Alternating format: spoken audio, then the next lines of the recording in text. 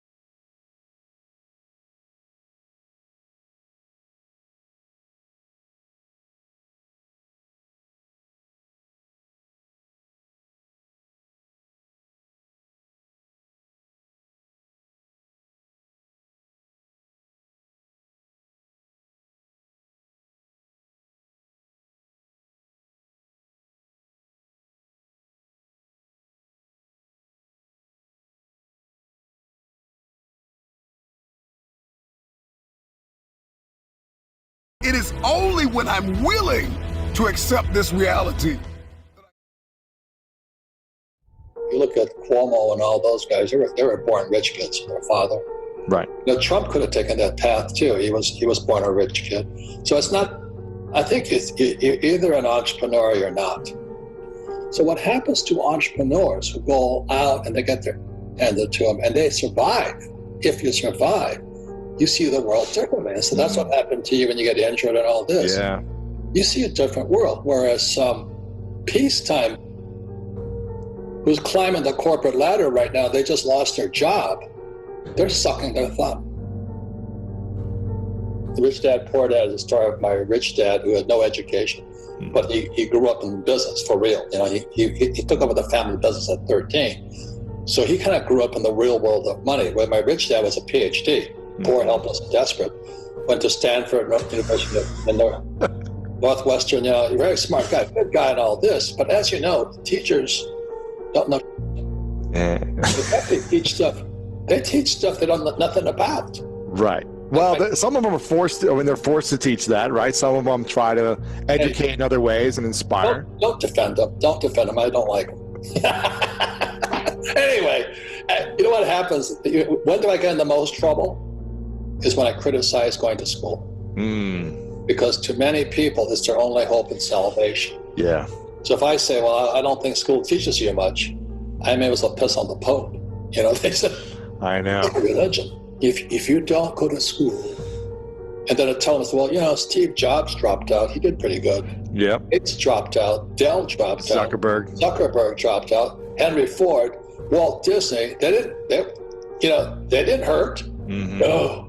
Yeah. If you're an entrepreneur right now, the world's open to you. If you're an employee, your world's dead to you. What advice? Yeah. An entrepreneur can create their own success. If I show this diagram here, it's why I created my cash flow board game. Because we have 4 different intelligences. We have mental intelligence. We have, I don't know what that one is, physical intelligence. You probably have very good physical to make, football and all that. Yeah. Emotional intelligence, but spiritual intelligence. So I went to military school in New York. The first thing is spiritual. I become a Marine. It's spiritual. Yeah. You know what I mean? Because you're putting your life on the frickin' line. Yeah. So Nassim Taleb, wrote the book, The Black Swan. He also wrote Anti-Fragile. He says there's 3 kinds of people in the world. There's fragile, and that's what our school systems are putting out. Fragile, wimpy, snowflakes. And that's your choice. You want to be that way? Have a good life. The second type is that, so a fragile is like a champagne flute. Yep. You hit it, it shatters. Then the second one is called robust. And a robust person is like the rock. You can pound on them, dump on them. Yeah. They take it. But that's all they do. They take it. And then anti-fragile is somebody like you, where they pound the crap out of you, and you get smarter and better because of it. So I love Nassim Taleb. A lot of people call him Dr. Doom. But the way I look at this whole thing, this economy is, we're probably going into a depression. We're not going to get out of this one. Really? Oh, yeah. And so the thing is this good for you or bad for you? I'm looking forward to it. The last crash was 2008, and I made more money in 2008 than in my whole life. I'm now 700 million, almost $1 billion in debt. Really? You know why? Because I don't pay any taxes. The more debt I have, the less tax I pay. And the average guy goes, how do you do that? Because you have bad teachers. And so it's this whole thing that you got to choose your teachers wisely. That's why I wrote the book, Fake money, fake teachers, fake assets. I don't touch that garbage what's out. I don't have a 401k. I don't have stocks, bonds, mutual funds, ETFs. Doesn't mean you shouldn't, but I don't need them. Okay? Right. And the other part is, look, for you young guys, the best teachers are not in colleges. The best teachers are on YouTube. The best teachers are on YouTube. Wake up. This guy, George Gammon, he's fantastic. Patrick Bet-David, fantastic. He's great. Jim Rickards. The fake teachers are in colleges. They're telling you to get a job. Right. Up the corporate ladder. Patrick Bet-David said it the best, and I love that guy. He says there's 2 kinds of leaders, wartime and peacetime. And a peacetime leader is a guy like my poor dad. He goes through all the right schools. He has all the pedigrees, the credentials. He does all the right things. He climbs the corporate or the government ladder and all that. Well, a wartime leader goes to war. So Steve Jobs is a wartime leader. I'm a wartime leader. Difference is I went to war. I don't know where it is. I got this iPhone. If you can't make money with that, hang it up. Like we used to say, hang up the jockstrap. You're not going to beat the team. You can't make money with an iPhone through social media, through marketing. You have the world at your fingertips and you can't make money. The problem is between this ear and this ear. It's not out here, it's in here. Lead a happy life.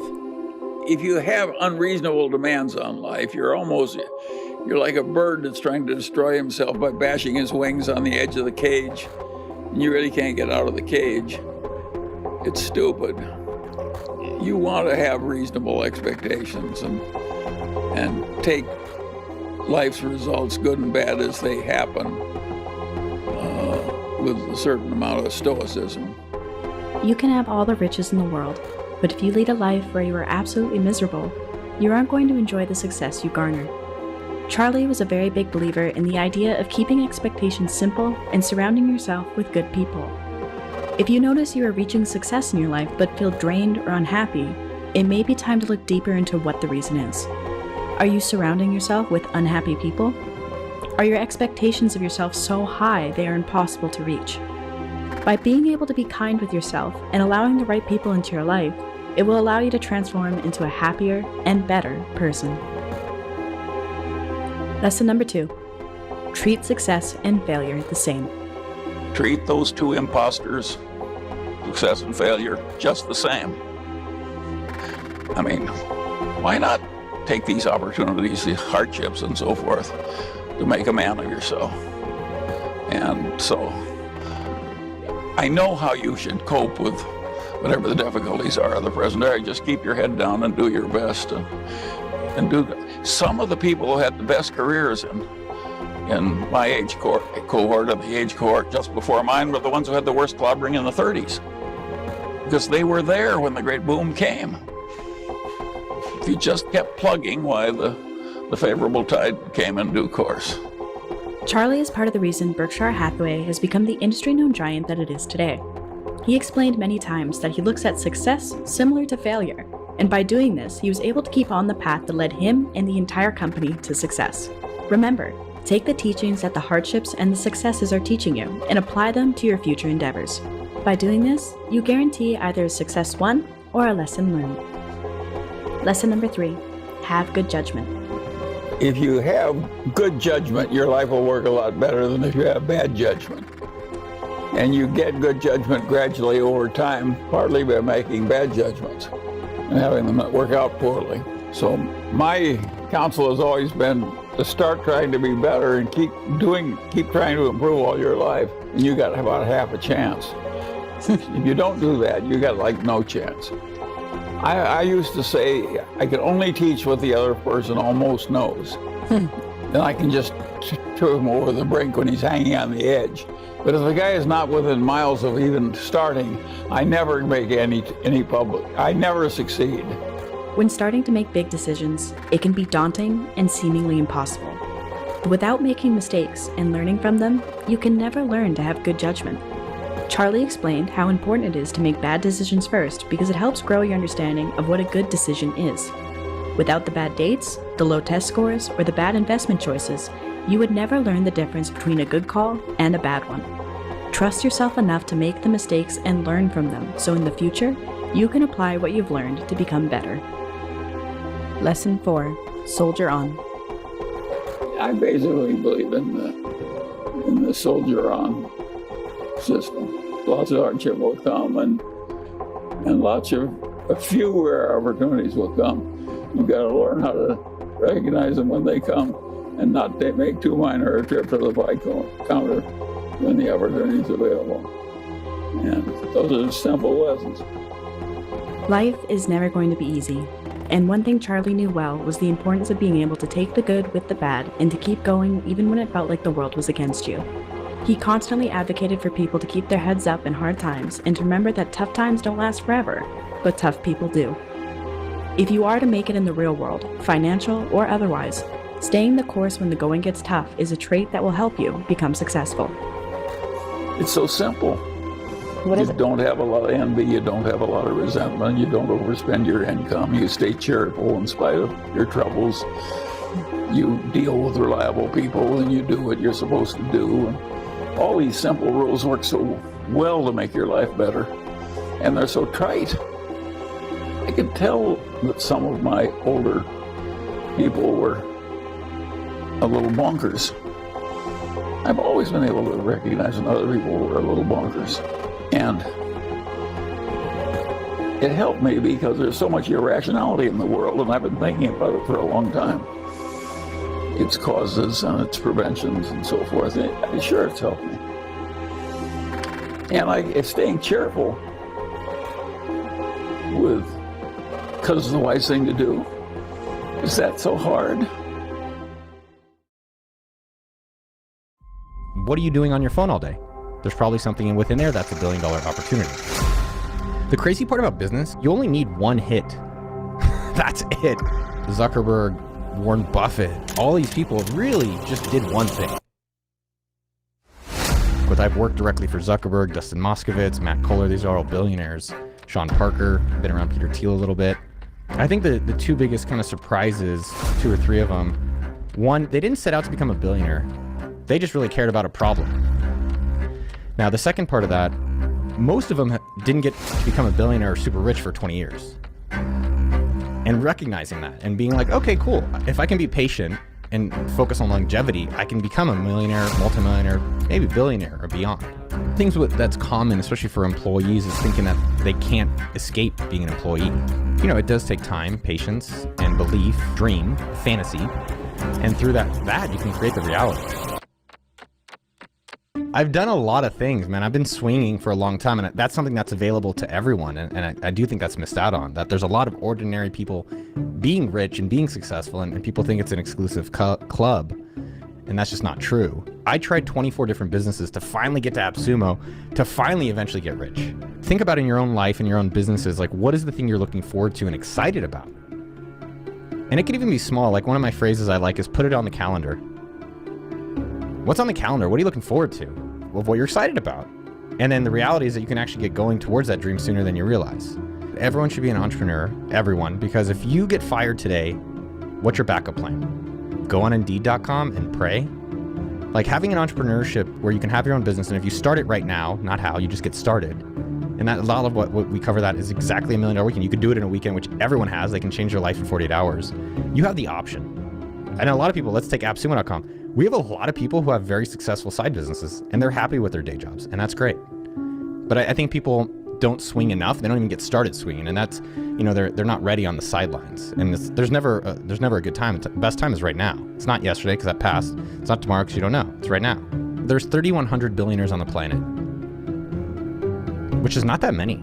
So if you want to meet one and learn from one, that's a really great cheat code of life, and they're accessible. And so taking a step back around interviewing billionaires on our YouTube channel, and then myself running almost $100 million a year business at AppSumo.com, it's the power of asking is the most powerful thing that no one is really improving on or really getting started on. And that's available. There's no exclusivity on it. The upside of asking is unlimited, and the downside is a moment of discomfort. The second thing with this YouTube channel from interviewing billionaires and millionaires is that there's so many different ways of getting rich. I thought that everyone else you can only get rich on the computer and on these worldwide webs. I didn't know how to do it, but I thought that was the only way. And so through the YouTube channel, it's been so powerful and so special. There's Larry Janeski. He's making $600 million a year on basements. You have this lady, Jan, which I guess it's kind of funny. Her name is Jan. She does jam. She got rich selling strawberries. There's Michael Hudner, who did ships. There's Rafa and James, who did energy trading. Right? There's such a phenomenal variety of people that are getting rich outside of just computers. And I think that's so exciting to think about, hey, what is the area that I really like? Is it cooking? Is it doing landscaping? Is it computers? And the ability in that to create a lifestyle and a lot of money around areas that we're interested in. You hear all these, like, I'd say fake entrepreneurs or fake coaches. They don't actually have any real businesses. They're like, you got to 10x today, and you got to 5x. If you're not 5xing, you're failing. And I was like, I've done that, but it's also interesting. What if our goals now for AppSumo.com is to grow 10% next year, and it's been that for quite a lot of time. And the reality is when you set less ambitious goals for yourself, you can stick with them for longer because you're not burnt out, you're not tired, you can sustain. And then by having less ambitious goals, you also have creative freedom because you're not stressed about hitting a target. And that gives you the ability to create 10x opportunities because you're like, okay, cool, I'm not worried about making money in that, but I can go do things that potentially, be moonshots and really drive the company for the future. There's a lot more smarter people out there than they give themselves credit for. The only difference is that I start. That's the biggest difference. But I would say the success of a founder and success if you want to be an employee CEO within a company is how are you being resourceful? How are you solving the goal and the problems and the priorities with the resources that are available? Most people sit and they complain like, oh, I don't have this. Like there's a lot of people, I'm not getting paid enough. Well, what are you doing about it? Did you put together a proposal? Did you go look at comparison analysis? Did you go create more revenue so it's obvious that people should pay you more? When you're going somewhere in a car, you're like, of course I want a destination. Then why don't we replicate that in business? If you look at all the best CEOs today, the ones that I admire, almost all of them are immigrants. My father's an immigrant, didn't speak English, came to this country. Satya, Microsoft, name these companies. I mean, just most of them. The guy running Google, Sundar, a lot of the ones. I mean, even Elon Musk, who is debatably a great CEO, South Africa. And so what is it with them that we can all learn from? And at AppSumo.com, we have Eamon from Iran, my father's from Israel, Alona's from Uzbekistan, Sean is from London, Vanessa's from Colombia. Like, what is it about immigrants that we can all copy? Because that is what built America was. Well, y'all came here from somewhere else. And so the two things that have really struck with me, and I saw this woman who exemplified it. Her name was Sharon. And she kicked so much, and she was working basically at the Best Western, serving breakfast. And if you've never been to Best Western, it should be called the OK Western, right? It sucks. It sucks. But she was working like she was at, the Four Seasons. I could not believe it. She's like bringing me pancakes. She's doing all these things. And she was acting like a founder and an immigrant. I would say she is an immigrant. And I asked her, I said, tell me more. What's really going on? She's like, there's two things. It's my attitude and it's my effort. Because that's in control, that you're totally in control of your attitude. And that's what I look for when I work with people and we hire people at AppSumo.com. And her effort. There's literally no restriction on effort. There's no law.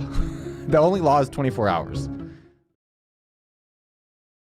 Poverty is a state of being.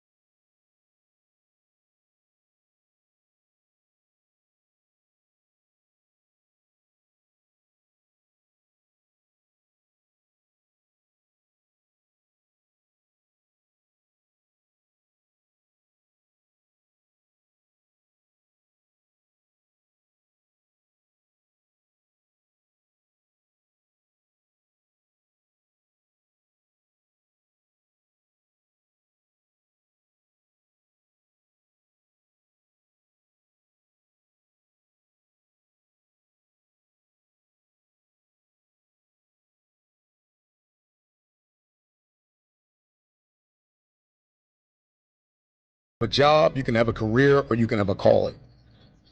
And he says, if you can find that calling, bam, everything begins to change.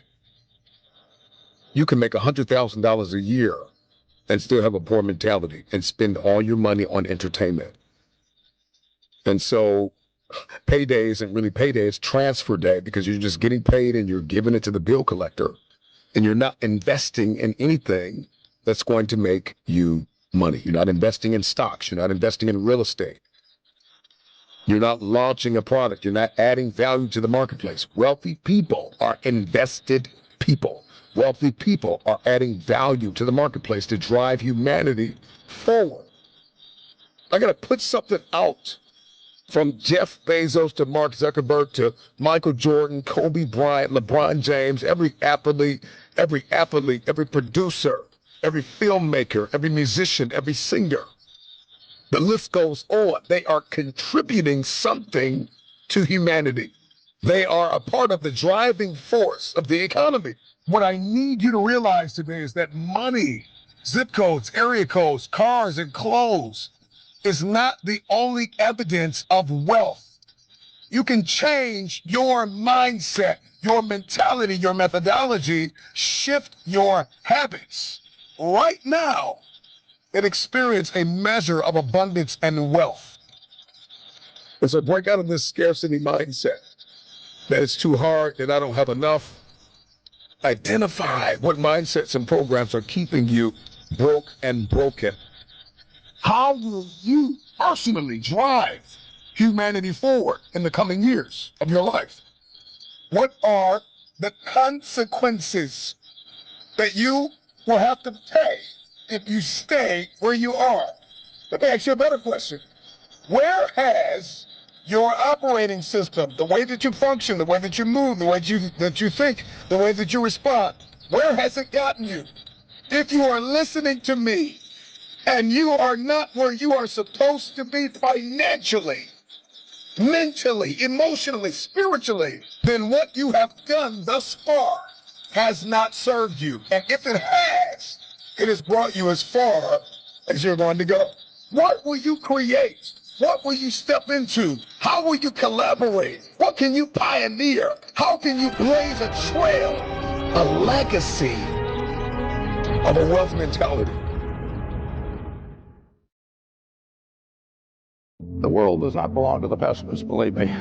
You're selling happiness, and it's, and having it at arm's length away is a big part of it. And the distribution system, the development, it's the right formula, Mutar, and it just has to be carried out with extreme diligence, enthusiasm in every minute of the day.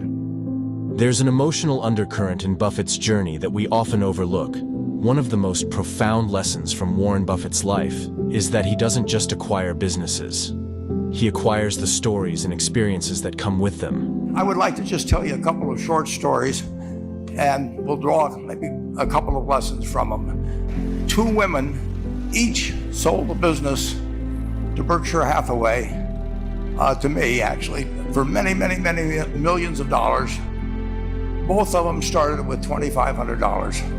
And one of them was a woman who landed in Seattle in 1917, couldn't speak a word of English. She felt like a dummy. She couldn't pick up the language. She couldn't learn a word. They came to Omaha in 1919. And then as her oldest daughter went to school, she would come home, this daughter, Frances, and she would teach her mother the words she'd learned in school that day. And this woman, Rose Blumkin, spent 20 years saving money, bringing first her siblings over, her mother and father, $50 at a time. She sold used clothing to do it. She had 4 children during this period. And by 1937, after 20 years, she'd saved $2,500. She went to Chicago, and she bought what she could of furniture. Her dream had always been to open a furniture store. But with the same spirit that the people in this room had about having a dream and working to accomplish that dream, she built a business which she sold to me in 1983 for $60 million approximately, and which did $1.5 billion worth of business last year. The fourth generation is working in that business. This woman, Rose Blumkin, she worked for me until she was 103. Then she retired and she died the next year, which is a lesson to all of Berkshire's managers that premature retirement, you can't tell what's going to happen. But Mrs. B, with her $2,500, one further fact about her, she could not read or write. And she didn't bring anything unique in furniture, but she brought a determination to succeed. And I saw one other woman who did a similar thing with $2,500. I paid her hundreds of millions of dollars for her business. Today, I'd like to tell you about one other small business person. This person, I went to buy his business from him, and he turned me down, which was very wise. But this was a fellow who was born about 8 years before I was. He was born in 1922. He was a pretty good athlete, didn't like school much. And I'm going to tell you one thing early in the story. Maybe you can figure out who the guy was. The company he built hires more college graduates each year than any other company in the United States. And this fellow, who was destined for this but did not know it, Jack, went to college for a year and then dropped out. He really wasn't that interested in school. And the year he dropped out was 1941. And when the United States became under attack, he went down to the Army Air Force recruiting station, volunteered, and then he came back to the Midwest. So now we've got a young guy, probably by this time he would be 23 or 24 years old. And he actually kind of went from one job to another for a short period or not such a short period of time. And he finally became a used car salesman at a Cadillac dealership in St. Louis, Missouri. And at age 35, having moved up in the organization, the sales organization, he said to his boss, could I go into car leasing business with you? The boss said, well, if you'll cut your salary in half and you'll come up with, it was $25,000, which he borrowed, we can become partners in a car leasing company. So my friend Jack started at age 35 in the car leasing business. And he had 7 cars. It was pretty slow. In fact, one of the things he did was whenever the phone rang, he let it ring 3 or 4 times so people would think that he was very busy answering other phones. And of course, it was the only call he was going to get all day. So his first venture was okay, but it wasn't really going to go anyplace. And there's a lesson in this for all of us. At age 40, he decided with 17 vehicles, 17 cars, he was going to go into competition in the rent-a-car. And he's got 17 cars, and his cars aren't any different than theirs. I mean, he's buying them from General Motors or Florida Chrysler. And he can't get the airport locations. Those companies have them all sold up. But he was determined that he would basically offer the customer, can't offer him a different car, but he can offer them friendlier service than they've ever seen. And so he started a company. He named it after the battleship that he'd flown from in the Pacific, which was the USS Enterprise. And he died about a year and a half ago. But when he died, his rent-a-car company, starting with those 17 cars, was worth more than Hertz and Avis and all the rest of the rental cars put together. The man's name was Jack Taylor, and his son Andy Taylor is a good friend of mine, runs the business now. A grandchild is in the business. They'll probably be a fourth generation along the line. So this man in the United States, he didn't invent artificial intelligence. You know, he didn't do anything that, just like Mrs. B selling furniture, I mean, that any one of us could have entered those businesses. But he lived by the creed, basically, of delighting his customers and working with people and establishing the relationship with them so that they in turn would want to delight the customers. He couldn't go out there and take care of every rental car possibility, but he learned how to project himself and his attitude toward his fellow man and his desire, you know, to make a friend out of every customer. He managed to take very ordinary cars and turn them into this extraordinary business from virtually nothing. But at the age of 40, with all of that experience behind him, he found the golden key, and he took a very ordinary business and turned it into an absolutely extraordinary operation. And just like Mrs. B, the Rose Bumpkin did. Rich is not just synonymous with money.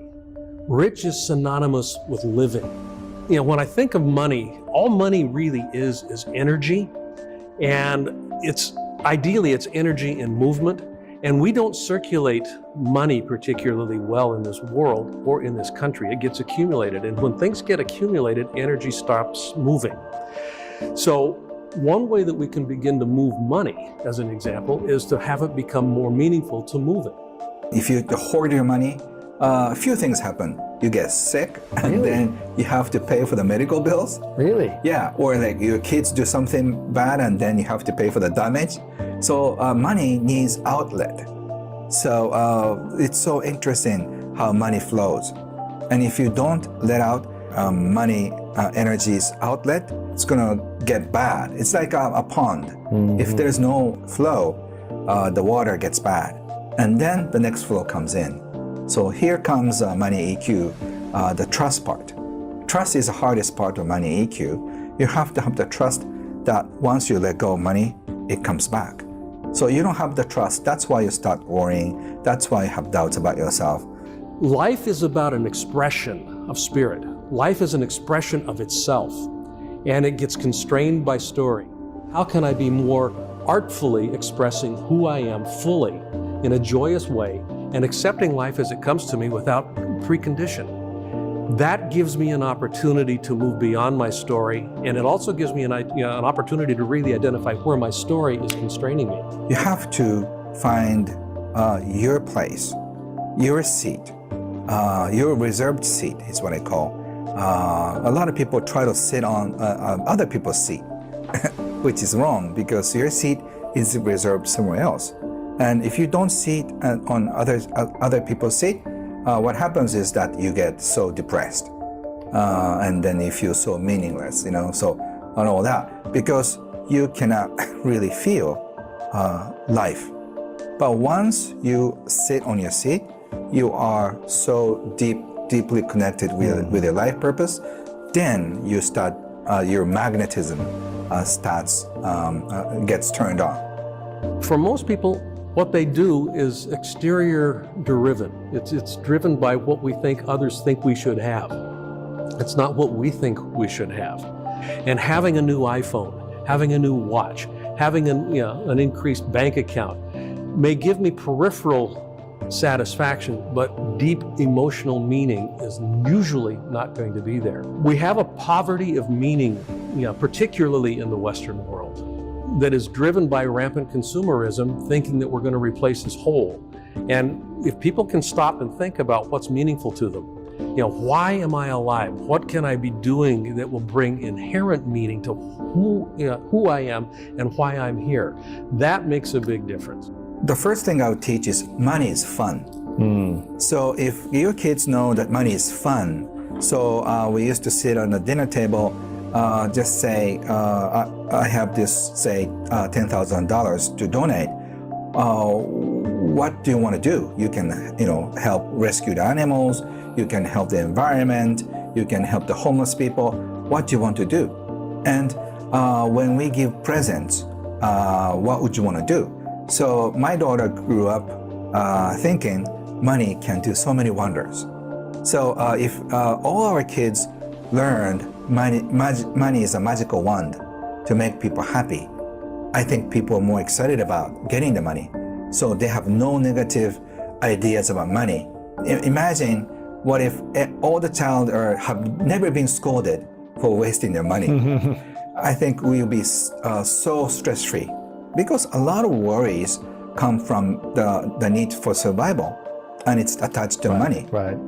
So once we are free of money stress, I think our life will be so different. Yes. Yeah, so if you can teach money is a fun thing, that is a great starter. Okay, number one, teach them money is fun. Right. And also, even though your child is grown up with positive attitudes, your friends may not.